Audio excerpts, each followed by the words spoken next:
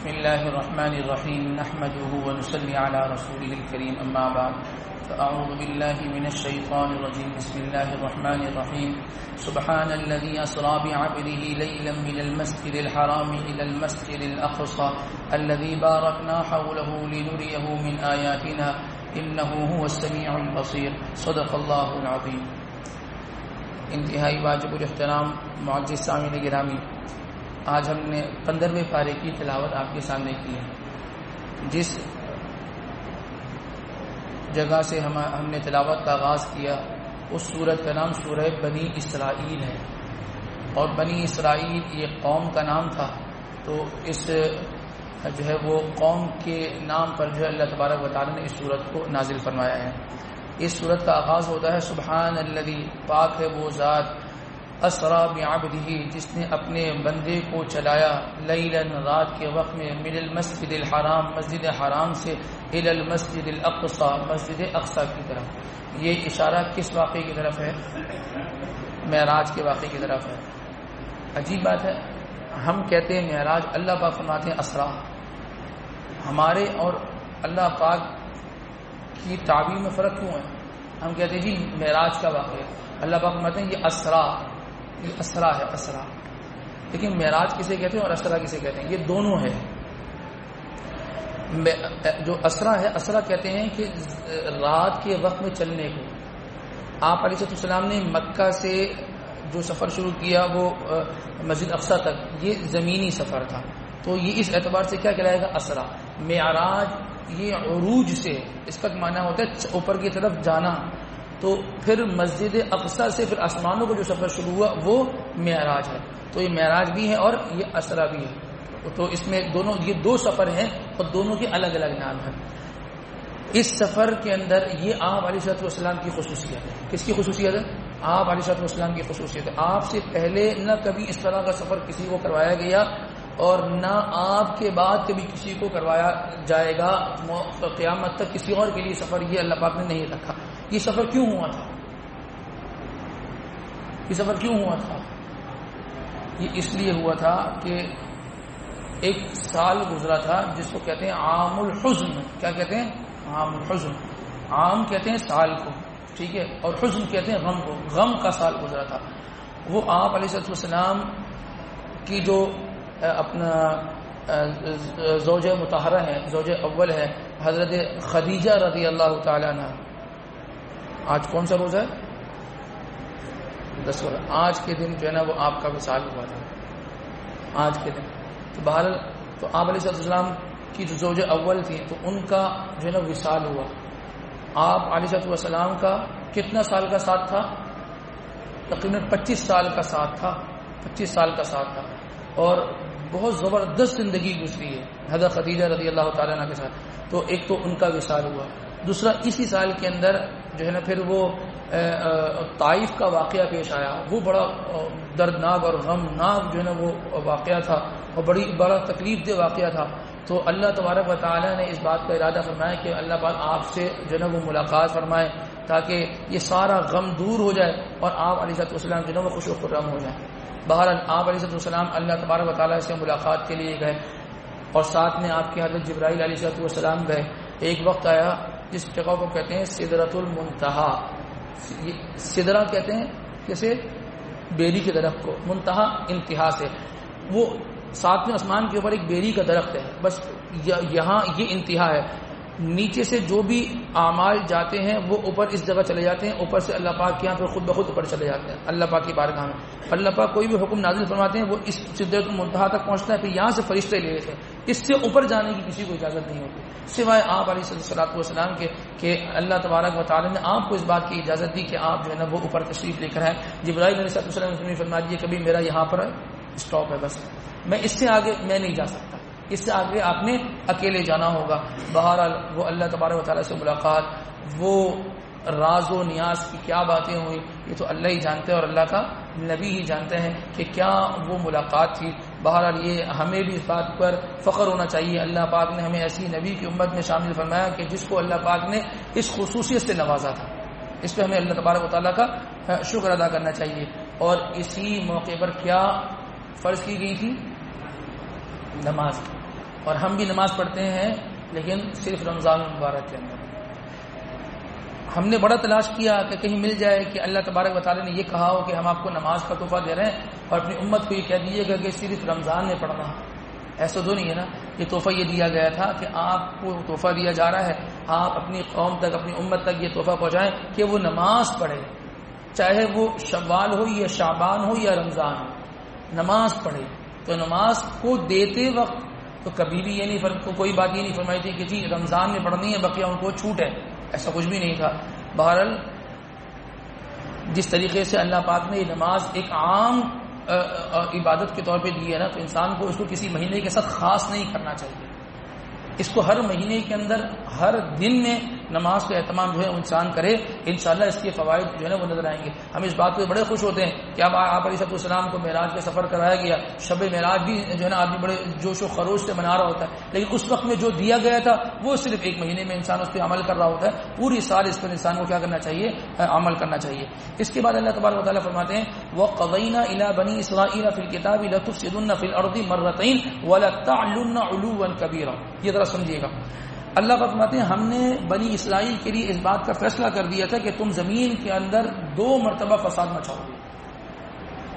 2 مرتبہ فساد مچاؤ گے.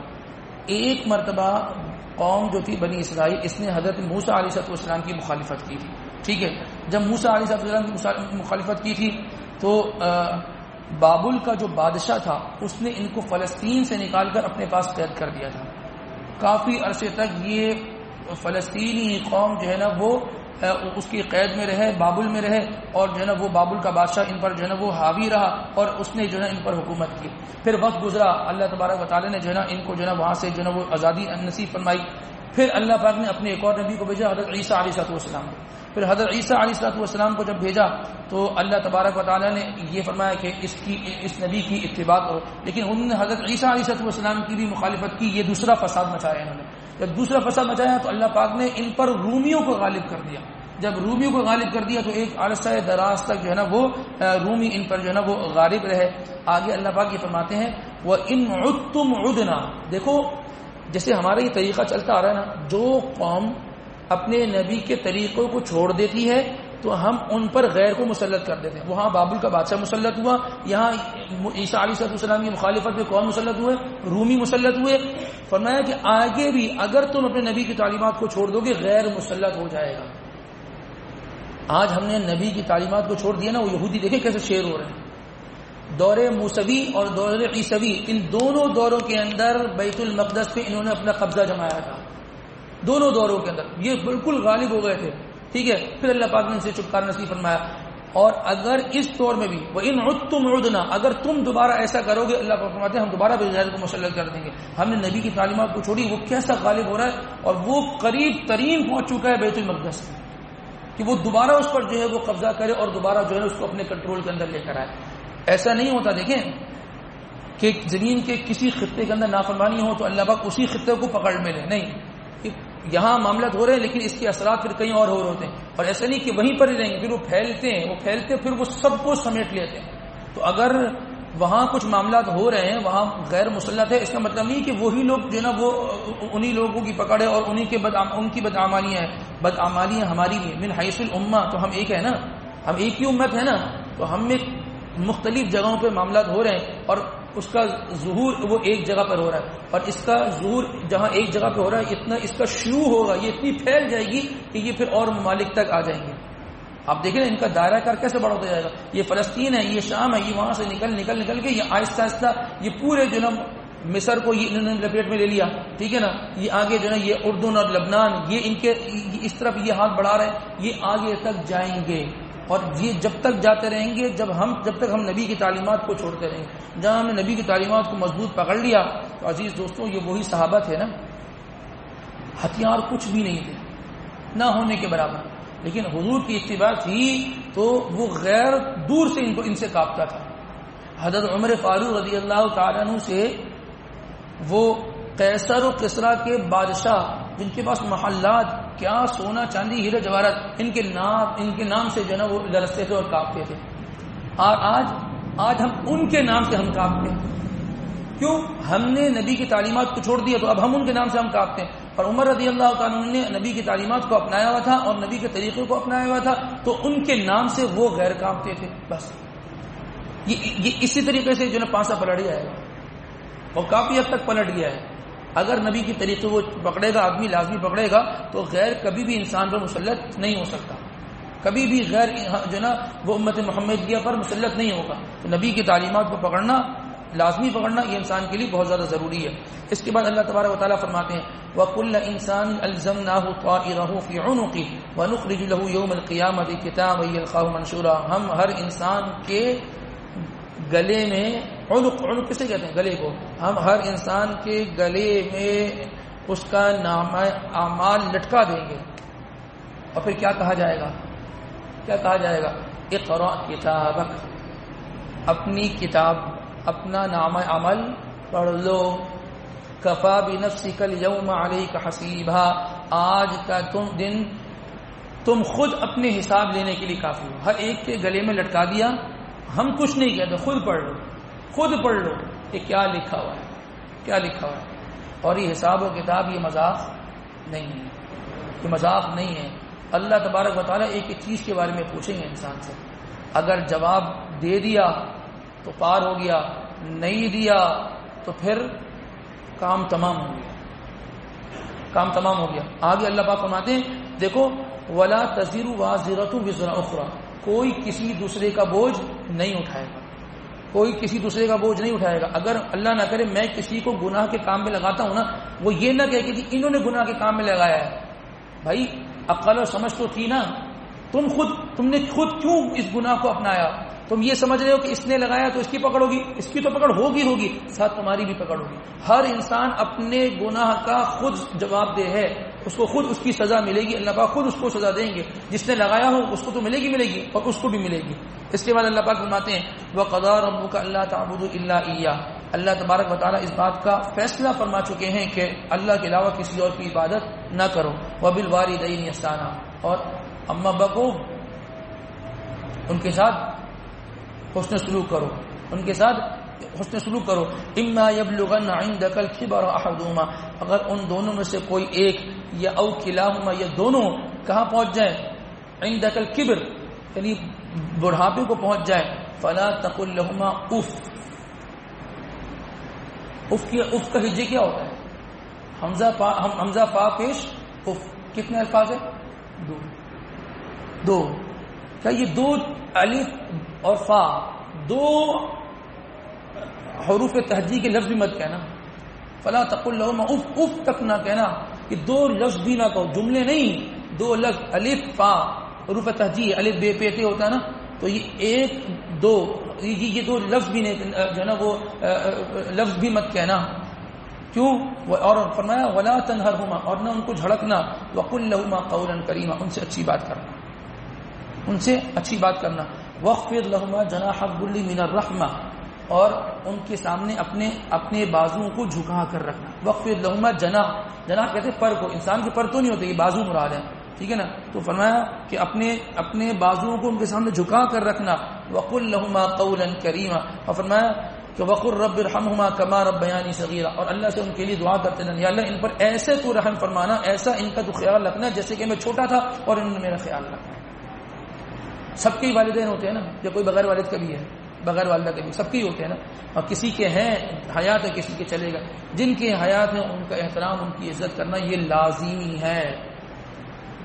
حضرت موسیٰ علیہ السلام نے اللہ تبارک و تعالیٰ سے یہ سوال کیا، یا اللہ پاک جنت میں میرا ساتھی کون ہوگا؟ تو اللہ پاک نے فرمایا کہ جنت میں تمہارا ساتھی وہ فلاں علاقے کے اندر وہ ایک قصائی ہے، گوشت والا ہے، وہ ہوگا. فرمایا کہ یہ میرا جنت کے ساتھی کیسے ہوگا؟ آپ کو شوق ہو اس سے ملاقات بھی کریں. آپ اس کے پاس گئے اور اس کے پاس بیٹھے رہے، وہ اپنا گوشت بنا کے بیچتا رہا. جو گوشت سے فارغ ہوا، دکان کو تالے لگایا. موسیٰ علیہ السلام ساتھ بولے جی آپ کہاں جا رہے ہیں؟ جی آپ کے ساتھ جانا ہے، آپ کا مہمان بننا ہے. چلو جی چلو ٹھیک ہے. وہ گھر میں گئے اور جب گھر میں گئے تو دیکھا تو جو قصائی ہے اس کی ماں جو ہے نا وہ بستر پہ لیٹی ہوئی ہے، چارپائی پہ لیٹی ہوئی ہے. تو انہوں نے جا کر پہلے پورے گھر کی جھاڑو لگائی. وہ قصائی نے جا کر گھر کو صاف کیا، ماں کو صاف کیا، ماں کے ہاتھ پاؤں دھلائے. اور ماں کو جو ہے نا پھر جو ہے نا وہ کھانا تیار کیا اور اپنے ہاتھ سے جو ہے نا وہ ماں کو جو ہے نا وہ نوالے بنا کے دیے. اب جب نوالے بنا کے دیتے رہے نا تو قصائی جب منہ میں رکھ رہا تھا نوالے تو ماں کے ہونٹ نا وہ ہل رہے تھے کچھ نا. تو موسیٰ علیہ السلام نے کان لگایا کیا کہہ رہے ہیں. تو موسیٰ علیہ السلام نے یہ سنا کہ وہی کہہ رہی تھی ان کی ماں کہ اللہ تجھے جنت میں موسیٰ کا ساتھی بنا. اور اللہ پاک نے فیصلہ فرما دیا کہ جنت میں آپ کا ساتھی. کبھی ہم نے اپنی ماں کو اپنے باپ کو اپنے ہاتھ سے لقمہ بنا کر کھلایا؟ کبھی کھلایا؟ صرف بیوی کو نہیں کھلانا ہوتا، ماں باپ کو بھی کھلانا ہوتا. ماں باپ کو بھی کھلانا ہوتا. خوش نصیب ہیں وہ لوگ جن کو اللہ نے ماں باپ کی خدمت کا موقع عنایت فرمایا ہے. اگر اللہ نہ کرے کسی کا باپ اس حال میں آ جائے بیچارہ، اگر وہ بستر پہ ہو جائے اور اپنا گو پیشاب جو ہے نا وہ بستر پہ کر رہا ہو، اللہ کی قسم اس کو اعزاز سمجھ کے اس کے گو پیشاب کو صاف کرو. یہ اعزاز ہے، یہ دولت ہے. وہ جو گو پیشاب نظر آ رہا ہے نا یہ دولت ہے، یہ عزت ہے، یہ اللہ کی طرف سے قبولیت ہوگی تمہارے لیے. یہ چھوٹی چیز نہیں ہے، یہ سعادت ہے. یہ سعادت ہے اللہ پاک جس کو نصیب فرما دے. 4 بھائی ہیں 5 بھائی ہیں، ایک ہی بھائی خدمت کر رہا ہے، یہ خوش نصیب ہے. یہ خوش نصیب ہے. جو چاہتے ہیں ماں باپ کو انسان خرید کے دے دے، جو چاہتے ہیں جو جس چیز کی خواہش انسان کر کے دے. کتنی زندگی ہے ماں باپ کی، اللہ برکتیں عطا فرمائے. بعد میں تو ہم نہیں بیٹھ کے کھانا ہے نا، بعد میں تو اولاد ہی کھائے گی، اولاد کے بچے کھائیں گے، اس کی بیوی کھائے گی، بس ختم. لوگ بیچارے شکوے کرتے ہیں کہ ہماری اولاد اب ہمیں نہیں پوچھتی، ہماری اولاد میں تبدیلی آ گئی ہے، ہماری اولاد بدل گئی ہے. ایک صاحب یہ فرمانے لگے بڑی عجیب سی بات، کہنے لگے کہ میں شوگر کا اور پتہ نہیں کس چیز کا جو مجھے مرض ہے، اور عجیب لگتا ہے مولوی صاحب کہ رات کو جب ہم بوڑھا بوڑھی اپنے کمرے میں چلے جاتے ہیں نا تو وہ آتے ہیں نا موٹر سائیکل پہ جو کھانا لے کے جاتے ہیں پیچھے لٹتے ہیں. ہاں وہ جو وہاں وہ کھانا لے کر جو آتے ہیں کال کے ذریعے سے، بہرحال وہ جو فوڈ پانڈے والے، ہاں فوڈ پانڈے، تو کہنے لگے کہ وہ فون کرتے ہیں تو وہ آتا ہے تو اس کو یہ کہتے ہیں کہ جو ہے نا وہ گھنٹی مت بجانا اور جو ہے نا ہمیں فون کرنا، ہم آ کے لے جائیں گے. وہ چپکے سے لے کر آتے ہیں اور اپنے کمرے میں دونوں بیٹھ کے کھاتے ہیں. ارے مولوی صاحب وہ جو چیزیں منگواتے ہیں نا، ہم تو بوڑھے ہیں، ہم ویسے نہیں کھا سکتے، ہمیں تو ہضم ہی نہیں ہوتا، اور ہم سے چھپا کر کھا رہے ہوتے ہیں. اولاد سمجھتی ہے کہ ابا کو نہیں پتہ لگا، اماں کو نہیں پتہ لگا، اندر اندر کوڑ رہے ہوتے ہیں، اندر اندر خون کے آنسو رو رہے ہوتے ہیں. ارے کیا ہوگا اگر وہ پیزے کی ایک پھانک دے دو گے بھائی کہ اب آپ بھی کھا لو، کیا ہو جائے گا اس میں یار، کیا ہو جائے گا. غیر کو اپنے گلی کے نکڑ پہ رہنے والے دوست کو انسان کھلا دے گا، اس کی بات کی بڑی اہمیت ہوتی ہے. عجیب بات ہے. وہ یہ کہتے ہیں کہ جی والد صاحب کہ ہم اپنی بات کرنے کے لیے جو ہے نا وہ دوست سے کہتے ہیں کہ آپ اس کو سمجھاؤ. یعنی دوست سمجھائے گا تو بات مان لے گا، ابا کی بات نہیں سمجھے گا. ابا جب بات کرے گا تو پہلے اماں سے پوچھتا ہے کہ جی یہ اس کا آج مزاج کیسا ہے، اس کا آج موڈ کیسا ہے. جی آج موڈ بڑا خراب ہے، آج آپ بات نہیں کیجیے. اچھا جی آج بات نہیں ہونا کہ اگلے دن ہاں آج موڈ بہتر ہے تو آپ بات کر لیجیے گا. ایسا زمانہ بھی آ جاتا ہے، ایسا زمانہ بھی آ جاتا ہے. اور بہت سارے گناہوں کی سزا ایسی ہوتی ہے جس کو اللہ پاک آخرت کے لیے رکھتے ہیں. جو والدین کی نافرمانی ہوتا ہے نا اور والدین کو تنگ کرنے کا معاملہ ہوتا ہے نا، وہ سزا اللہ پاک دنیا میں دے دیتے، وہ اللہ پاک دنیا میں دیتے ہیں. یہ ایسا سرکل گھومتا ہے کہ آج تم بیٹے تھے، کل تم والد بنو گے، تمہاری آگے اولاد ہوگی، تمہارے بیٹے بیٹیاں ہوں گی، وہ سارا حساب کتاب پورا کر کے برابر کر دیتے ہیں. بس وہ ابا بول نہیں پاتا کہ جی یہ میرے ساتھ اس لیے ہو رہا ہے کہ بیٹا کیونکہ میں بھی ایسا کر چکا ہوں. ایسے کام کر جاتے ہیں کہ والدین خاندان میں محلے میں چہرہ دکھانے کے قابل نہیں رہتے. کہتے ہیں یہ کیا ہو گیا، یہ کیا کرتے ہیں. بہرحال اپنے والدین کو والدین سمجھنا چاہیے، اور ان کا جو مقام اللہ پاک نے رکھا ہے اس مقام کو دینے کی بھرپور کوشش کر لینی چاہیے. اور والدین سے بھی درخواست یہ ہے بچوں سے غلطی ہو جائے نا تو ان کو سینے سے لگا لینا چاہیے. مہینے لڑائی جھگڑے رکھنا اور بات چیت کو بند رکھنا، اس سے مزید دوریاں پیدا ہوتی ہیں. اور جب دیکھیں اولاد کو، نوجوان کو کوئی نہ کوئی دوست تو چاہیے. اگر آپ دوست نہیں بنیں گے نا تو وہ کہیں اور دوست بنا لے گا، اور وہ جو دوست بنا لے گا نا وہ دوست مزید آپ کے اور آپ کی اولاد کے درمیان میں دوریاں پیدا کر دے گا. تو اولاد کو اپنے سے قریب رکھیں, اتنا قریب رکھیں کہ وہ ہر چیز آپ سے شیئر کرے بجائے اس کے کہ وہ اپنے گلی کے جو ادھر ادھر کے دوستوں سے جو ہے وہ بیٹھ کے شیئر کرتا رہے. اس کے بعد اللہ پاک فرماتے ہیں کہ ان المبذرین کانوا اخوان الشیاطین, فرمایا کہ فضول خرچی نہ کیا کرو, کیونکہ فضول خرچی کرنے والا کون ہے؟ وہ شیطان کا بھائی ہے.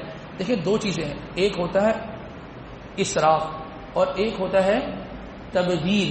اللہ پاک فرماتے ہیں تبذیر مت کیا کرو, ولا تبذر تبذیرا ان المبذرین کانوا اخوان الشیاطین. یہ مبذرین تبذیر کرنے والے ہیں, یہ شیطان کے بھائی ہیں. اسراف کسی کہتے ہیں ضرورت کی جگہ پہ ضرورت سے زیادہ خرچ کرنا, یہ اسراف ہے. ایک کمرہ ہے, 4 پنکھے لگے ہیں, ایک بندہ بیٹھا ہوا ہے, اس نے چاروں چلایا ہے. پنکھے چلانے کی ضرورت ہے لیکن ضرورت سے زیادہ چلایا ہے, یہ کیا ہے؟ اسراف. اور تبذیر کیسے کہتے ہیں؟ ضرورت کی جگہ ہی نہیں تھی لیکن پھر بھی وہاں ٹھٹھا خرچ کر جو ہے وہ کر بیٹھا. مثال کے طور پہ کمرہ خالی ہے اور 4 پنکھے چل رہے ہیں, یہ کیا ہے؟ یہ تبذیر ہے. تو لہذا اللہ پاک فرماتے ہیں کہ ضرورت سے زیادہ خرچ نہ کرے. ایسا بھی نہ ہو کہ جتنی ضرورت ہو اتنا بھی خرچ نہ کرو, یہ بخل ہے, یہ کنجوسی ہے. اور جتنی ضرورت تھی اس سے زیادہ خرچ کر دینا, یہ بھی اللہ تبارک و تعالیٰ کو جو ہے نا پسند نہیں ہے. یہ مال, یہ واقعات اللہ کی بہت بڑی نعمت ہے. جس جگہ جہاں جتنا خرچ کرنے کا حکم انسان اس جگہ اتنا خرچ کرے. جہاں انسان کا 10 روپے میں کام بنتا ہے, انسان وہاں پہ 15 کیوں خرچ کرے؟ اور یہی ایمان اللہ کی راہ میں خرچ کرتے ہوئے انسان کی جو ہے نا جان نکل رہی ہوتی کہ میں یہ کیسے خرچ کر دوں. دنیا والوں کو دکھلاوے کے لیے اور اپنی دنیا بنانے کے لیے انسان بڑا خرچ کر رہا ہوتا ہے, لیکن اللہ کی راہ میں خرچ کرتے ہوئے انسان بڑا پریشان ہو جاتا ہے کہ اب کیا کرنا ہے, اب کیا کروں. اور اسی طرح پھر یہ بھی فرمایا کہ وَأَنفِقُوا فِي سَبِيلِ اللَّهِ, اللہ کے راستے میں اپنے مال کو خرچ کرو. وَلَا تُلْقُوا بِأَيْدِيكُمْ إِلَى التَّهْلُكَةِ, اللہ کے راستے میں خرچ کرنا یہ نہیں کہ اس میں بھی اسراف کر دے کہ بھائی سارا ہی اٹھا کر وہ اللہ کی راہ میں دے دیا. اللہ فرماتے ہیں ایسا بھی نہیں کرو. وہ تو صحابہ کی صفت تھی. کیوں تھی؟ صحابہ کا ایمان بھی ایسا تھا کہ وہ اللہ کی راہ میں خرچ کر دے تو ذرہ برابر دل کے اندر کوئی ملال نہیں ہو. ہماری کیفیت کیا ہے؟ اگر زکوٰۃ 50,000 بنتی ہو, اگر 51 بھی دے دیا نا تو وہ 1,000 یاد رہتا ہے. بڑھا کے دیا میں نے بڑھا کے دیا. پوچھ لیا جائے کتنا بڑھا کے دیا؟ 1,000 بڑھا کے دیا. اس کو بڑھانا, وہ اتنا بڑھایا, اتنا ذکر کیا کہ وہ اس کا کوئی اندازہ نہیں ہو. تو اللہ پاک فرماتے ہیں کہ ہر جگہ اعتدال سے انسان اپنے مال کو خرچ کیا کرے. اس کے بعد فرمایا وَلَا تَقْفُ مَا لَيْسَ لَكَ بِهِ عِلْمٌ, جس چیز کا تمہارے پاس علم نہ ہو نا اس کے پیچھے مت پڑا کرو. بعض چیزیں ایسی ہوتی ہیں جس کا اللہ پاک نے علم اپنے پاس رکھا ہے. جیسے یہ حروف مقطعات ہے نا, الف لام میم را, الف لام میم صاد, ان کا علم اللہ نے اپنے پاس رکھا ہے. اب انسان اس کے پریدنے میں لگ جائے کہ جی اس کا مطلب کیا ہے, اس کا ترجمہ کیا ہے, یہ اللہ کو پتہ ہے, اس کا علم اللہ کے پاس ہے, بس اس کے پیچھے انسان نہ لگے. بعض چیزیں ایسی ہوتی ہیں کہ جس کو سامنے والا ذکر نہیں کرنا چاہتا کہ میں آپ کے سامنے وہ چیز ذکر کروں. اب اس کو کردنے میں لگ جانا کہ جی معاملہ کیا تھا, کیا مسئلہ ہے, آپ مجھ سے تذکرہ کر دیں. آپ بات کو گھما رہے ہیں, آپ بات کو واضح نہیں کر رہے, آپ مجھ سے کیوں چھپا رہے ہیں بات, بھائی نہیں بندہ کرنا چاہ رہا, آپ کیوں پیچھے لگیں؟ بس جس چیز کا تمہیں علم نہیں ہے بس اس کو زیادہ, اور تمہارا کوئی اس سے واسطہ بھی نہیں ہے, تو اس کے پیچھے لگنے کی ضرورت کیا ہے؟ پھر فرمایا ان السمع والبصر والفؤاد کل اولئک کان عنہ مسئولا. کان, آنکھ, دل, ان کے بارے میں اللہ پاک سوال کریں گے کہاں استعمال کیا, کیا سنا, کیا دیکھا, کیا محفوظ کیا. اس دل میں اللہ تھا, اللہ کی محبت تھی, اللہ کے احکامات کی ویلیو تھی, یا کچھ اور دل کے اندر بڑا ہوا تھا, یا مال اور پیسہ یا دولت وہ دل کے اندر انسان نے جو ہے نا وہ بھر کے رکھا تھا, اللہ کی محبت کے لیے جگہ ہی نہیں چھوڑی تھی. فرمایا کہ اس کے بارے, ان 3 چیزوں کے بارے میں سوال ہوگا. یہ کان کے بارے میں اور آنکھ کے بارے میں اور یہ دل کے بارے میں اللہ پاک سوال کریں گے کہ یہ تم نے کہاں استعمال کیا. کل آیا تھا نا واللہ اخرجکم من بطون امہاتکم, اللہ نے تمہیں تمہاری ماؤں کے پیٹوں سے نکالا.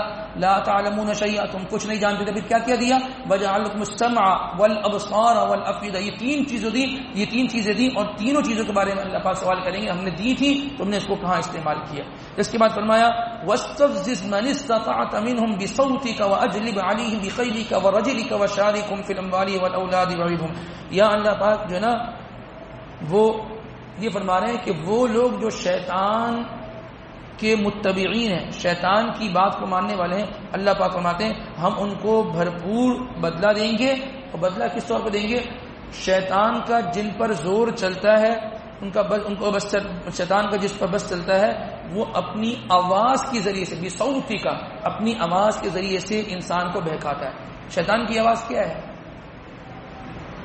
گانے، یہ گانے یہ شیطان کی آواز ہے، اس کے ذریعے سے آدمی کو بہکاتا ہے.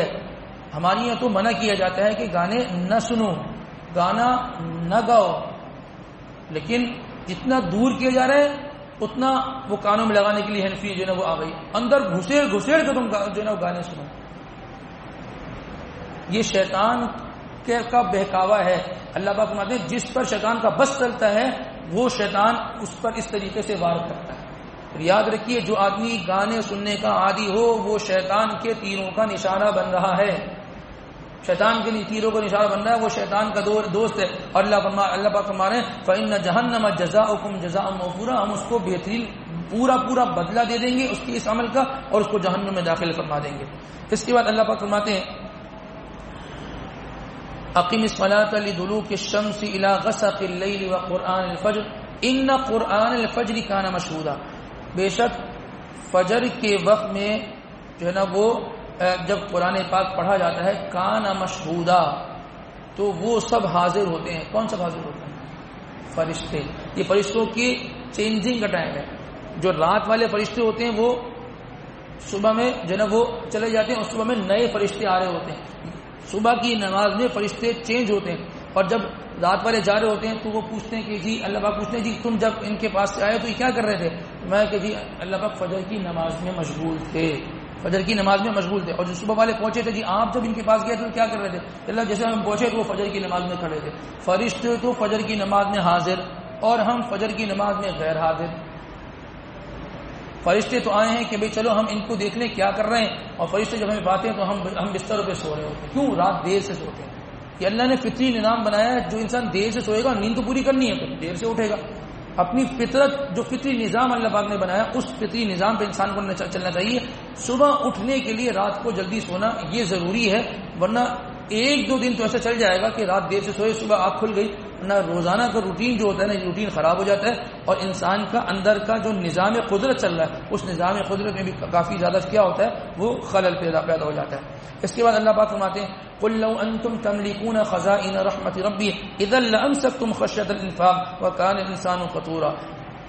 فرمایا قل اے نبی صلی اللہ علیہ وسلم آپ ان سے کہہ دیجیے لو انتم تملكون خزائن رحمت ربی، اگر یہ جتنی اللہ کی رحمت کے جو خزانے ہیں جتنا مال اور دولت ہے اگر تم ان کے مالک ہوتے ہیں نا تو اذا لامسكتم خشیۃ الانفاق، یہ تم اس کو ختم ہو جانے کے جو نا وہ ڈر سے تم اس کو خرچ ہی نہیں کرتے، کسی کو دیتے ہی نہیں. یعنی یہ جو خزانہ ہے یہ اگر اللہ تمہیں دے دیتا نا تو تم اپنے پاس دبا کر رکھتے، تم کسی میں تقسیم نہیں کرتے. یہ تو خزانے کس کے پاس ہیں؟ اللہ کے پاس. اللہ تو بھرپور دیتا ہے، جو اللہ سے مانگتا ہے اللہ پاک اس کو دے دیتا ہے. اللہ فرماتا ہے اگر یہی ہم بندوں کو دیتے تھے نا کہ تم تقسیم کرتے رہو تو تم میں سے کوئی تقسیم نہیں کرتا، تم اس کو کیا کر کے رکھتے؟ تم تو اس کو اپنے پاس دبا کے رکھتے کہ میرے پاس آ جائے. آج اس کی دوڑ نہیں ہے، اس سے چھیننا اس سے چھیننا، اس سے لپیٹنا، دوسرے کا مال اپنا ثابت کر کے انسان لے رہا ہو. اور جب انسان کے قبضے قدرت کے اندر اللہ یہ دے دیتا خزانے تو انسان تو مرتے ہوئے کو پانی بھی نہیں دیتا. پانی اللہ فرما رہے ہیں اذا لامسكتم خشیۃ الانفاق، تم خرچ ہو جانے کی ڈر سے تم کسی کو کچھ دیتے ہی نہیں، سب پر اپنا قبضہ جما کے رکھتے تھے. اللہ فرماتے ہیں اس لیے یہ ہم نے اپنے پاس رکھا، ہمیں ان چیزوں کی ضرورت نہیں ہے، ہمیں تو تمہاری بندگی چاہیے. بس ضرورت اس کی بھی نہیں ہے، بس ہم نے جس لیے پیدا کیا ہے بس ہمیں یہ چاہیے کہ تمہاری بندگی کرو. اللہ کی بندگی، عبادت، اس کی تسبیح، اس کی تقدیس بیان کرنے کے لیے کون موجود ہے؟ فرشتے موجود ہیں. ٹھیک ہے، یہ تو ہمارا اعزاز ہے کہ ہم اللہ کی بندگی کریں اور اللہ کریں، اللہ کے گن گائیں. یہ تو ہمارا اعزاز ہے کیونکہ ہماری زندگی بن جائے گی اور آخرت بھی ہماری اس پہ بن جائے گی. اس کے بعد جو سورت شروع ہوتی ہے وہ سورت کون سی ہے؟ سورت الکہف. کہف کسے کہتے ہیں؟ غار کو کہتے ہیں. کسے کہتے ہیں؟ غار. یہ غار والوں کی سورت ہے. آپ علیہ الصلوۃ والسلام کے پاس کچھ یہودی آئے اور انہوں نے یہ سوال کیا کہ جی وہ غار والوں کا واقعہ کیا تھا. اب آپ علیہ السلام کے زمانے سے پہلے کا واقعہ ہے تو آپ نے فرمایا کہ میں تمہیں کل بتا دوں گا، لیکن کل وہی نہیں آئی. کیوں نہیں آئی؟ انشاءاللہ آپ علیہ السلام نے نہیں فرمایا تھا، اس لیے اس میں آگے جا کے آئے گا وَلَا تَقُولَنَّ لِشَيْءٍ إِنِّي فَاعِلٌ ذَلِكَ غَدًا إِلَّا أَن يَشَاءَ اللَّهُ. کبھی بھی تم کوئی ایسی بات نہ کہو کہ جس میں یہ ہو کہ میں کل فلاں کام کروں گا، مگر یہ کہ اس کے ساتھ تمہیں انشاءاللہ کہہ دینا چاہیے. آپ علیہ السلام انشاءاللہ کہنا بھول گئے تھے تو اس لیے وہی نہیں آئی. پھر اللہ پاک نے جب آیت نازل فرمائی کہ کوئی بھی بات کہا کریں تو اس میں انشاءاللہ کہہ دیا کریں. تو ہم بھی کوئی بھی کام کریں کہ میں نے مستقبل میں یہ کرنا ہے، اس کے ساتھ انشاءاللہ انسان جو ہے وہ ضرور جوڑ لیا کرے، کیونکہ اللہ کے نام کو جب جوڑ دے گا وہ کام بھی ہوگا اور خیر برکت کے ساتھ، آسانی کے ساتھ، سہولت کے ساتھ ہو جائے گا. بہرحال یہ جو اصحاب کہف کا واقعہ ہے نا، یہ ٹوٹل جو ہے نا وہ 7 نوجوان لڑکے تھے. کتنے تھے؟ 7. 8واں کون تھا؟ ان کا کتا تھا. اور یہ جو غار ہے یہ اردن کے شہر جو ہے وہ عمان کے اندر جو ہے یہ غار موجود ہے. اصل ہوا کیا تھا؟ ہوا یہ تھا کہ ایک بادشاہ جس کا نام دقیانوس تھا. کیا تھا نام؟ دقیانوس. نام بھی اس کے کام سے مشابہت ہی رکھتا تھا. باہر اس نے کیا کیا یہ آگے پتہ چل جائے. اس بادشاہ کا یہ معمول تھا کہ وہ اپنی پورے جو ہے نا وہ علاقے والوں کو، شہر والوں کو جمع کرتا تھا ایک دن، اور یہ کہتا تھا سال میں ایک دن میلہ لگتا تھا، اور کہتا تھا کہ غیر اللہ کے نام پر جانور ذبح کرو اور بتوں کی پرستش کرو، بتوں کی پرستش کرو. تو لوگ آتے تھے اور ہلہ گلہ ہوتا تھا اور اس طرح کی بتوں کی عبادت ہوتی تھی. تو اس میلے کے اندر ایک نوجوان کے دماغ میں یہ بات آئی کہ ہم اس کی بتوں کی عبادت کرتے ہیں، اس سے بھی مانگتے ہیں، اس بت سے بھی مانگتے ہیں، اس بت ہم بتوں سے مانگنے ہوتے ہیں.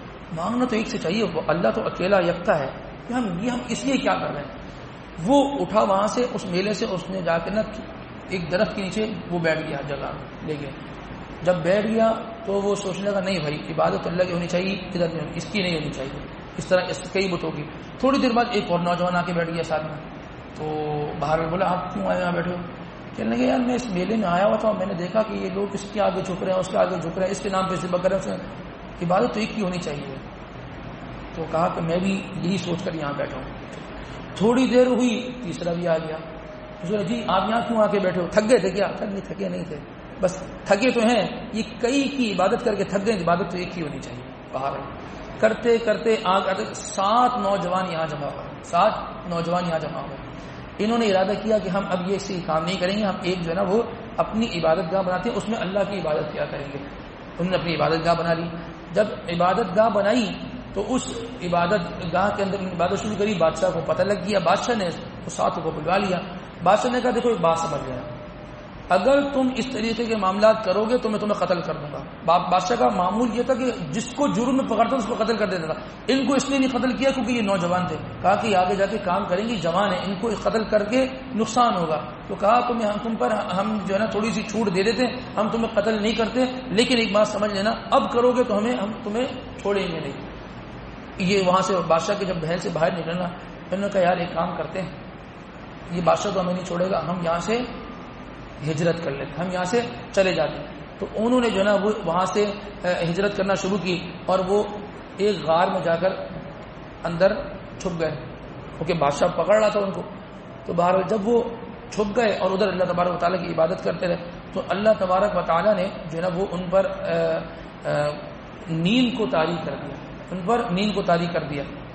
اللہ پاک فرماتے ہیں فضربنا علی آذانہم فی الکہف سنین عددا. فضربنا ہم نے مارا علی آذانہم، ان کے آذان اذن سے نکلا، اذن کسے کہتے ہیں؟ کان کو. ہم نے ان کے کانوں پر مارا. اور کہاں پر؟ فی الکہف، غار کے اندر، سنین عددا، کئی دنوں تک جو ہے نا پھر سالوں تک جو ہے نا وہ سوتے رہے. جیسے اماں بچے کو، چھوٹے بچے کو سناتی ہے نا تو کان پہ یوں یوں یوں یوں یوں کرتے رہتے ہیں تو بچہ سو جاتا ہے. اللہ فرماتا ہے بس ہم نے ایسے ان کو سلایا. کیا تعبیرات فرمائی اللہ پاک نے. ہم نے ان کو اس طریقے سے جو ہے نا وہ سلا دیا. اچھا جب غار کے اندر سوئے نا، اللہ پاک فرماتے ہیں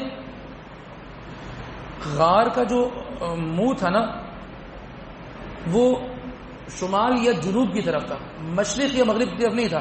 سورج جو ہے نا وہ دائیں طرف سے جو ہے نا وہ طلوع ہوتا تھا اور بائیں طرف میں جو ہے نا وہ غروب ہو جاتا تھا. اگر سورج سامنے ہوتا، مثال کے طور پر یہ غار ہو اور سامنے غار کا منہ ہے، یہ اندر غار ہو، اگر سورج سامنے سے طلوع ہو، بھائی کئی دن تک، کئی گھنٹوں تک سورج سامنے رہتا ہے تو اس سے اندر دھوپ آتی تو اندر جو لیٹے ہوئے جو سو رہے ان کو تکلیف ہوتی. اللہ نے نظام ایسا بنایا کہ سورج جو ہے نا وہ دائیں سے طلوع ہوتا اور بائیں پہ غروب ہوتا، دھوپ بھی مل جاتی اوپر سے اور زیادہ تکلیف دہ بھی نہیں ہوتی. اللہ فرماتے ہیں ہم نے ایسا جو ہے نا وہ ان کا نظام بنایا. وَتَرَى الشَّمْسَ إِذَا طَلَعَت تَزَاوَرُ عَنْ كَهْفِهِمْ ذَاتَ الْيَمِينِ وَإِذَا غَرَبَت تَقْرِضُهُمْ ذَاتَ الشِّمَالِ وَهُمْ فِي فَجْوَةٍ مِّنْهُ. اور فرمایا کہ وہ غار چھوٹا نہیں تھا, وَهُمْ فِي فَجْوَةٍ مِّنْهُ, وہ کافی کشادہ جو ہے نا وہ غار تھا. اور فرمایا وَتَحْسَبُهُمْ أَيْقَاظًا وَهُمْ رُقُودٌ, دیکھنے والا ان کو یہ سمجھے کہ یہ جاگے ہوئے بس لیٹے ہوئے ہیں, یہ جاگے میں لیٹے ہوئے. وَهُمْ رُقُودٌ, لیکن وہ کیا تھے, وہ تو سو رہے تھے. وَنُقَلِّبُهُمْ ذَاتَ الْيَمِينِ وَذَاتَ الشِّمَالِ, کیا کرتے تھے وہ دائیں اور بائیں کیا کرتے تھے, دائیں اور بائیں کروٹ بھی لیتے تھے, یعنی اس طرح ایسے نہیں بالکل سست پڑے ہوئے ہو, نہیں وہ کروٹ بھی لیتے تھے. دیکھنے والے سمجھے کہ بھائی یہ تو تھوڑی دیر کی سو رہے ہیں, لیٹے ہوئے کروٹ بھی لے رہے ہیں. اور فرمایا وَقَلْبُهُمْ بَاسِطٌ ذِرَاعَيْهِ بِالْوَسِيدِ, اور ان کا جو کتا تھا وہ ہاتھ پھیلائے جو ہے نا وہ باہر بیٹھا ہوا تھا نہیں, وہ بھی سو رہا تھا. یہ ایسا نظام 309 سال تک جو ہے نا وہ سوتے رہے, 309 سال تک وہ سوتے رہے. وَكَذَلِكَ, اب آپ سوچیں تو صحیح, 309 سال, ہاں کوئی 9 سال بھی سو جائے ہے کوئی, 309 سال سوتے رہے, کتنی صدیاں سو گئے بھائی. اچھا جب سوئے وَكَذَلِكَ بَعَثْنَاهُمْ, اللہ فرماتے ہیں ہم ان کو اٹھا لیا. جب ہم نے اٹھایا لِيَتَسَاءَلُوا بَيْنَهُمْ, تاکہ اپنے ایک دوسرے سے سوالات کریں. ایک نے دوسرے سے کہا قَالَ قَائِلٌ مِّنْهُمْ كَمْ لَبِثْتُمْ, ہم کتنا دیر ہوئے ہم یہاں پہ سوتے رہے. تو قَالُوا لَبِثْنَا يَوْمًا أَوْ بَعْضَ يَوْمٍ, اس نے کہا کہ ایک دن یا ایک دن بھی مکمل ہم جو ہے نا وہ یہاں نہ سو پائے. سو کر اٹھے, کہتے ہیں تو ایک دن سوئیں یا آدھا دن سے کچھ زیادہ سوئیں, اتنا ہم سوئیں. اچھا جی, قالوا ربكم اعلم بما لبثتم, بس اس نے کہا بقیہ جو اور تھے انہوں نے کہا اللہ ہی جانتا ہے ہم جو ہے نا وہ کتنا دیر سوئے ہیں. بہرحال اب ان کو جب سو کے اٹھتا ہے آدمی کو کیا لگتی ہے, بھوک لگتی ہے. تو انہوں نے کہا کہ فبعثوا احدكم بورقكم هذه الى المدينه فلينظر ايها ازكى طعاما فلياتكم برزق منه وليتلطف فلا يشعرن بكم احدا. ایک کام کرو کہ یہ پیسے لے لو اور پیسے لے کے کہاں چلے جاؤ, بازار چلے جاؤ, بازار جا کے کیا لے کر آؤ, ہمارے لیے کھانا لے کر آؤ. لیکن کیا فرمایا, ازکا طعامن, پاکیزہ کھانا لے کر آنا. کیا لے کر آنا, پاکیزہ کھانا لے کر آنا. کھانا ہمیشہ پاکیزہ ہونا چاہیے, حلال مال کا ہو, اور جو چیز کھا رہا ہے وہ بھی پاکیزہ ہونی چاہیے. بہت سارے آئٹم مارکیٹ کے اندر ایسے ہیں کہ جن کے بارے میں علماء نے لکھا ہے یہ مکروہ ہے, تحریمی ہیں, کٹاکٹ کھاتے ہیں. کیا چیزیں ہوتی ہیں اس میں, بہت ساری چیزیں ایسی ہوتی ہیں جو صحیح نہیں ہوتی لیکن اس میں ملاوٹ ہو جاتی ہے, استعمال ہوتا ہے. تو اور بہت سارے ایسے آئٹمز ہیں کہ جس کے اندر جو ہے نا وہ ایسی چیزیں ڈالی جاتی ہیں کہ جو چیزیں انسانی صحت کے لیے بھی مضر ہوتی ہیں اور شرعی اعتبار سے اس کا کھانا مکروہ ہوتا ہے, یا کبھی مکروہ تحریمی بھی ہو جاتا ہے, حرام کے قریب تک پہنچ جاتا ہے. تو فرمایا کہ پاکیزہ کھانا لے کر آنا. کیوں اس نے کہا یہ بات, اس کے ساتھی نے اس لیے کہا کیونکہ ان کے دماغ میں تو وہی بادشاہ کا دور تھا نا, کہ بادشاہ کے دور کے اندر جو ہے نا وہ وہاں تو حلال کھانا ملنا بہت مشکل ہوتا تھا. تو بہرحال جب ان کے دماغ میں یہ بات تھی تو یہ کہا کہ جب بھیجا کہ دیکھو ذرا تلاش کر کے لانا, الحلال لے کر آنا, پاکیزہ لے کر آنا. وہ مارکیٹ گیا تو اس نے کہا جی چلو جی یہ چیز دے دو. اب جو دکاندار تو اس دکاندار نے جب وہ نوٹ دیکھا نا, جو کرنسی دیکھی, یہ کرنسی کہاں سے آئی, کہا یہ کرنسی تو کرنسی ہے, کبھی تو زمانہ پرانا کرنسی, زمانے پرانے کی کرنسی ہے, تو تمہارے پاس کہاں سے. اس نے کہا وہ سمجھ گیا کہ یار یہ تو معاملہ کچھ ہے. اس نے بادشاہ کے پاس اس بندے کو پکڑ کے بادشاہ کے پاس لے گیا. بادشاہ نے کہا تم کون ہو, تو اس نے کہا کہ جی میں فلاں فلاں ہم لوگ تھے, اور اس آپ کی جگہ تو فلاں وہ دقیانوس بادشاہ بیٹھا ہوتا تھا, وہ کہاں ہے. تو انہوں نے کہا جی زمانہ بدل گیا, اللہ نے اس جگہ کو جو ہے نا وہ اسلام سے سرفراز فرمایا, یہاں کے لوگوں کو سب مسلمان ہوئے اور نظام بدل گیا, یہاں پر سب اسلامی نظام ہے. تو کہا تمہارے بقیہ ساتھی کہاں, وہ تو غار میں. ان کو بلا کے لائے, ان کو بلا کر خوب اعزاز و اکرام کے ساتھ جو ہے نا ان کو بٹھایا, ان کو جو ہے نا وہ تحفے تحائف سے نوازا. جب تحفے تحائف سے نوازا تو بادشاہ نے کہا اب آپ لوگ کیا چاہتے ہیں, آپ لوگ یہ چاہتے ہیں کہ آپ لوگ یہاں رہیں, ہم آپ کے لیے بہترین مسکن اور ٹھکانہ بنا کر دیں گے. انہوں نے کہا نہیں جی, ہم نے ہجرت کی تھی اللہ کے لیے, ہم دوبارہ اسی غار میں جانا چاہتے ہیں. بس انہوں نے اجازت چاہی اور وہ سارے کے سارے اٹھے, اور سارے کے سارے اٹھ کر وہ دوبارہ اسی غار کے اندر چلے گئے, اور اس غار کے اندر پھر جو ہے نا وہ محفوظ ہو گئے. یہ پورا جو ہے وہ اصحاب کہف کا واقعہ ہے. اس سے سبق کیا ملتا ہے, ایک سبق اس سے ملتا ہے, اگر ایمان کی حفاظت کے لیے انسان کو ہجرت کرنا پڑے نا تو انسان ہجرت کر جائے. انسان کو اپنے دین کی حفاظت کے لیے ہجرت کرنا پڑے تو انسان ہجرت کر جائے. اپنے دین کے تحفظ کے لیے کہیں جانا پڑے تو چلے جائے. اپنی دنیا کے تحفظ کے لیے انسان چلے جاتا ہے. یہاں سے کئی جگہوں کو ویزا لگ جاتا ہے, کہ جی میں جا رہا ہوں، کیوں؟ تھوڑا مضبوط ہو جاؤں گا، تھوڑے پاؤں جم جائیں گے، کاروباری اعتبار سے مضبوط ہو جاؤں گا. تو فرمایا کہ اگر جانا ہو نا کہیں پر تو وہ دین کی حفاظت کے لیے، دین کی سربلندی کے لیے انسان کیا کرے؟ ہجرت کرے. جو ہے اس میں جو ہے وہ بڑا فائدہ ہے. دنیا بھی دیں گے اللہ پاک. دیکھیں دنیا ملی نا ان کو، تو پھر طائف بادشاہ نے ان کو اعزاز و اکرام جو ان کو دیا، اور پھر اللہ پاک نے جو آخرت میں ایسا ان کا مقام دیا کہ قرآن پاک کے اندر ان کا پورا تذکرہ ہے، پوری صورت ان کے نام پہ نازل فرمائی.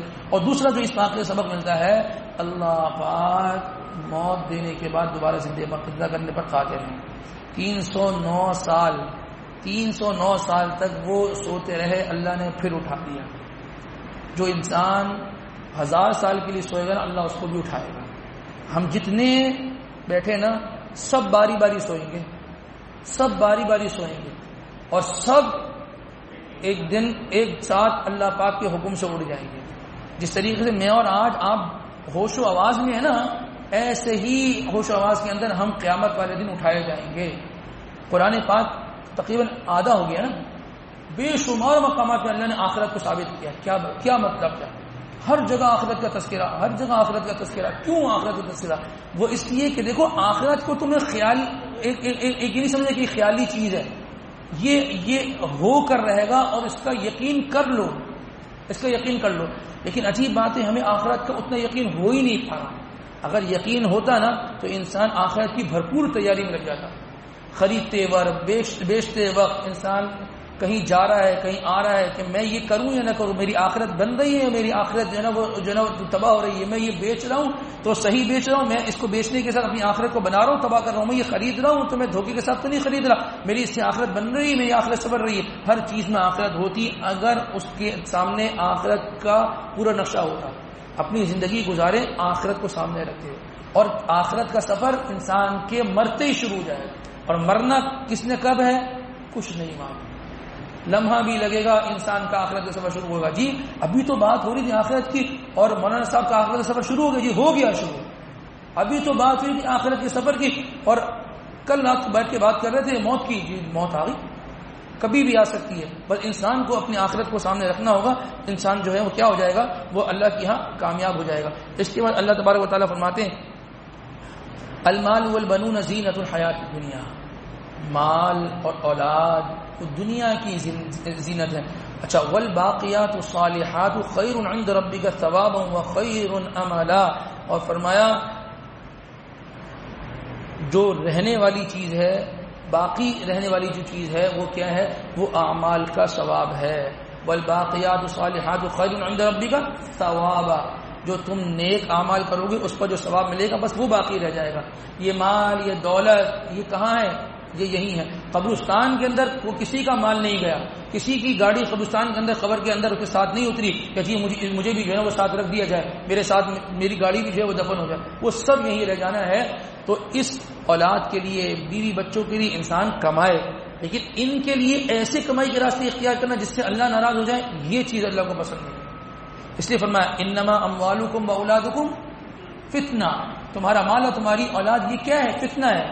ہم کہیں گے اللہ کی نعمت ہے اولاد. بھائی نعمت ہے، لیکن جب تم اس اولاد کے لیے حرام راستے کو اختیار کرو گے پھر یہ فتنہ ہے. پھر یہ کیا ہے؟ یہ فتنہ ہے. اور یہی اولاد تمہیں قبر کے اندر اتارے گی، اور پھر تمہارے آگے جو ہے نا وہ جہنم کا راستہ کھلا ہوگا. اور اگر اس کو حلال کھلاؤ گے، حلال کھلانا بھی ہے اور حلال کمانے کی تلقین اور تعلیم بھی دینی. دیکھو تمہارے باپ نے تمہیں بڑا حلال کھلایا ہے، تم بھی آگے جا کے جو ہے نا حلال کمانا اور حلال اپنی اولادوں کو کھلانا. پھر جب یہ خبر میں اتارا جائے گا تو جنت کے دروازے کھلیں گے کہ نہ صرف تو نے حلال کھایا اور کھلایا بلکہ اپنی اولاد کو بھی یہ تعلیم دی کہ حلال ہی کھانا کھلانا، اپنی نسل میں حلال کو چلانا. تو دیکھو آج تمہارے لیے آخرت کتنی بہترین ہو گئی. تو اس چیز کا انسان کو کیا کرنا چاہیے؟ خیال رکھنا چاہیے. اس کے بعد اللہ پاک فرماتے ہیں وَوُضِعَ الْكِتَابُ. کتاب اور رکھ دی جائے گی. کون سی کتاب؟ نامہ اعمال. وَوُضِعَ الْكِتَابُ فَتَرَ الْمُجْرِمِينَ. جو گناہگار اور مجرم لوگ ہوں گے مشفقین، وہ خوف زدہ ہوں گے، مما فیہ، جو کچھ اس میں ہوگا اس سے ڈر رہے ہوں گے. بھائی نامہ اعمال جب رکھا جائے گا آدمی پڑھے گا کہ یہ کیا ہے اس کے اندر. وَيَقُولُونَ. اور وہ کیا کہیں گے؟ وہ مجرم لوگ، وہ گناہگار لوگ کیا کہیں گے؟ یا ویلتنا، ہائے ہائے ہے. یا ویلتنا کا مطلب کیا ہے؟ ہائے ہائے، یہ کیا ہو گیا؟ ما لہذا الکتاب، یہ کیسی کتاب ہے؟ لا یغادر صغیرۃ ولا کبیرۃ الا احصاها، چھوٹی سی چھوٹی چیز بھی اس میں لکھ دی گئی اور بڑی سی بڑی چیز بھی لکھ دی گئی. میری آنکھیں کہاں دیکھ رہی ہیں آپ کو شاید اس کا اندازہ نہیں ہو، لیکن اللہ کو اندازہ ہے، اللہ پاک کو معلوم ہے، اللہ کو پتہ ہے کہ میری آنکھ کہاں دیکھ رہی ہے. آپ محسوس نہیں کر سکیں گے لیکن اللہ پاک کے فرشتے وہ لکھ دیں گے. چھوٹی سی چھوٹی چیز. کسی نے روپیہ بھی صدقہ کیا ہے نا، وہ بھی لکھ دیا جائے گا، وہ بھی لکھ دیا جائے گا. کسی نے ایک پتھر کو اٹھا کر کنارے پہ کر دیا نا، سائڈ میں کر دیا کہ مسلمان کو تکلیف نہ ہو، وہ بھی لکھا جائے گا. چھوٹی سی چھوٹی چیز جو ہے نا وہ بھی لکھی جائے گی. کسی نے ایک بوند حرام کا پیا ہونا، وہ بھی لکھا جائے گا، اور سب کچھ انسان کے سامنے آئے گا. اللہ فرماتے ہیں مشفقین، وہ ڈر رہا ہوگا، وہ خوف زدہ ہو جائے گا کہ اب میرے ساتھ کیا ہوگا. اور اس میں تو نا ایک چیز بھی نہیں لکھی، ایک چیز بھی ایسی نہیں ہے جو چھوڑی گئی ہو. وَوَجَدُوا مَا عَمِلُوا حَاضِرًا، جو اعمال کیے تھے سب حاضر ہو جائیں گے، سب کھلا کھلا. پوری ایک تصویر سامنے آ جائے گی کہ اس نے زندگی یہ گزاری. آگے اللہ پاک کے کیا فرماتے ہیں، وَلَا يَظْلِمُ رَبُّكَ أَحَدًا، تمہارا رب کسی کے ساتھ ظلم نہیں کرے گا. اللہ کسی کے ساتھ ظلم نہیں کریں گے، کسی کے ساتھ ظلم نہیں کریں گے. جیسا کر کے جاؤ گے اللہ پاک کو اپنے اعمال کے اعتبار سے اللہ پاک کو ویسے ہی پاؤ گے. اللہ کی مان کے جاؤ گے، مہربان ہوگا وہ رب، مہربان ہوگا. اور اللہ کو ناراض کر کے جاؤ گے، انتہائی زیادہ سخت ہوگا وہ رب، اور سختی کے والے فیصلے کر دیں گے. اور اللہ کے یہاں سختی والے جو فیصلے ہوتے ہیں وہ ایسے فیصلے ہوتے ہیں کہ انسان کے رونگٹے کھڑے ہو جاتے ہیں اور انسان کی چیخیں نکل جاتی ہیں. تو بھائیوں، اعمال کرنے سے پہلے سوچ لیا کرے. ہم نے کچھ دنوں پہلے یہ بات ذکر بھی کی تھی، جب بھی کوئی آدمی کام کرے، اس کام کرنے سے پہلے یہ سوچ لے کہ اس سے اللہ خوش ہو رہے ہیں، اللہ ناراض ہو رہے ہیں، بس. اور یہ کام، یہ سوچنا نا، یہ 2 سیکنڈ میں ہوتا ہے. 2 سیکنڈ میں کچھ بولنا چاہ رہا ہوں، سوچ لوں صحیح ہے غلط نہیں، غلط ہے خاموش، صحیح ہے بول دو بس. ہر عمل سے پہلے اس چیز کو انسان سوچ لے گا نا. جب یہ سوچ لے گا یہ بات بولنا مناسب نہیں ہے، انسان خاموش ہو جائے گا. یہ کچھ دنوں کی پریکٹس ہے، اور اس کے بعد پھر انسان وہی کرے گا جو اللہ چاہیں گے، جس سے اللہ خوش ہوں گے. انسان وہی بولے گا جس سے اللہ پاک خوش ہوتے ہوں گے. کئی لوگ ایسے ہیں کہ جن سے پورا دن ہو جاتا ہے، گناہ نہیں ہوتے، اور اللہ معاف کرے ہمارا معاملہ کیا ہے، پورا دن ہو جاتا ہے، کوئی نیکی نہیں ہوتی. کیا بنے گا ہمارا کیا بنے گا؟ تو اس لیے انسان اپنے اعمال کو کرنے سے پہلے تھوڑا سا استحضار بھی کر لے، تھوڑا دماغ میں لیا ہے میں جو کر رہا ہوں اللہ خوش ہوں گے، اللہ ناراض. اور یہ بھی سمجھ لیجئے، انسان کوئی کام کرنے کے لیے کھڑا ہوا، اس نے سوچا او ہو اس سے تو اللہ ناراض ہوتے ہیں، تیار تھا، سب کچھ کر سکتا تھا، اللہ ناراض ہوتے ہیں، انسان پیچھے ہٹ گیا، اپنے نفس کو کچل دیا. اوئے ہوئے ہوئے، اس نفس کو کچلنے میں جو لذت اور مزہ ہے نا، وہ ہمیں اس لیے معلوم نہیں کہ ہم نفس کو کچلتے نہیں ہیں، ہم کچلتے نہیں ہیں. بد نظری کا بہترین موقع ہے، ہاتھ میں موبائل فون ہے، وائی فائی بہترین چل رہا ہے، کمرے میں کوئی بھی نہیں ہے، انسان ساری وہ ویب سائٹیں جانتا ہے، سب کچھ کر سکتا ہے. ہاتھ موبائل جو ہے نا وہ ہاتھ میں، گوگل کھول لیا، وہ ٹائپنگ شروع کر رہا ہے. یہ کہتا نہیں یار دیکھو اللہ ناراض ہو جاتا ہے، اللہ کوئی دیکھ رہا ہو یا نہ دیکھ رہا ہو، مجھے اللہ تو دیکھ رہے ہیں، بس میں پیچھے ہٹ جاتا. بس یہ جو نفس کو کچلا، نہیں میں اللہ کو ناراض نہیں کر سکتا، یہ جو نفس کی خواہش کو کچل دیا نا، بس اس پر ایسی لذت ملے گی نا، انسان حیران ہو جائے گا. اور اللہ بھی بڑا خوش ہوتے ہیں اس پہ کہ دیکھو میرے بندے نے میرے ڈر اور میرے خوف کی وجہ سے گناہ کرتے کرتے اس نے چھوڑ دیا. پھر جو اس کو اجر و ثواب ملے گا وہ غیر طے شدہ اجر و ثواب ملے گا. ایک تو نیکی کا اجر ہوتا ہے نا، نہیں اس نے تو بڑے اخلاص کے ساتھ، اس نے نفس کو کچلنے کے ساتھ یہ معاملہ کیا، اس نے یہ قربانی دی ہے، اور اللہ کو قربانی بڑی پسند ہے. اور قربانی پر اللہ پاک جو دیتے ہیں انسان کے وہم و گمان سے جو ہے نا وہ باہر کی جو ہے نا وہ چیز ہوتی ہے. اللہ تبارک و تعالی ہمیں ان تمام تر باتوں پر کہنے سننے کے ساتھ ساتھ عمل کی توفیق نصیب فرمائے. وآخر دعوانا الحمدللہ رب العالمین.